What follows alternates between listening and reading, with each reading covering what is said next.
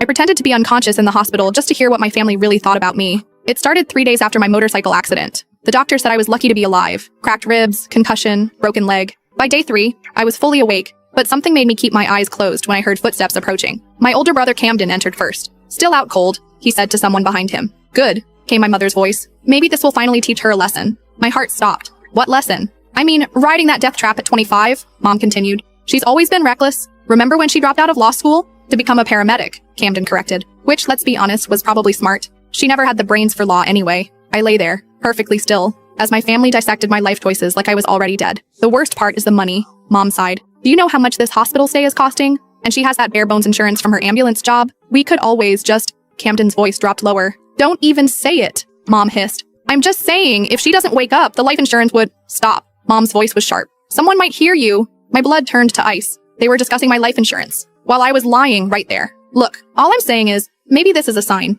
Camden continued. "She's never fit in with this family anyway. Always playing hero. Always making us look bad with her blue-collar job. Remember when she brought that homeless man to Christmas dinner?" Mom asked, her voice dripping with disgust. "Or when she testified against Uncle Richard at his trial," Camden added. "Uncle Richard, the family secret we weren't supposed to talk about. The reason I'd cut contact with most of my relatives 2 years ago. She destroyed this family," Mom said quietly. "Richard's in prison because of her lies. Lies. They were calling my testimony about what he did to me. Lies." The room fell silent. I heard the rustle of clothing, like someone was leaning closer to my bed. "You know what I think?" Camden whispered. "I think we need to have a serious conversation with her doctor about her prognosis." "What kind of conversation?" Mom's voice was barely audible. "The kind where we discuss quality of life. Brain injuries can be unpredictable. Sometimes it's more merciful to let someone go. Think about it, Mom. She's never going to change. She'll wake up and go right back to embarrassing us. Back to her pathetic job, her bleeding heart causes." "She cost us everything," Mom said, her voice growing stronger. "The country club membership, the charity board positions. If she doesn't wake up," Camden continued slowly, "the insurance money would solve a lot of problems. We could pay off the house, maybe take that European trip you've been wanting." "How much is the policy worth?"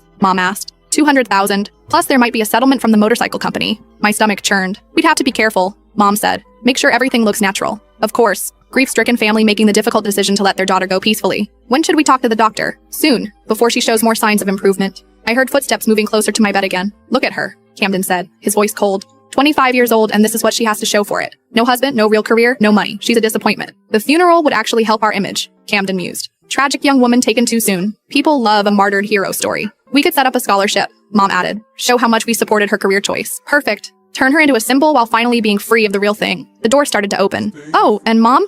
Camden's voice dropped to almost a whisper. "If she does wake up before we can handle this, we need to be ready." "Ready for what?" "To convince her she's more damaged than she really is. Brain injuries affect memory, decision-making. It would be easy to have her declared incompetent." "You mean?" "I mean we take control of her medical decisions anyway. Either way, we win." I couldn't fit what happens next in this short video. Watch the rest down below.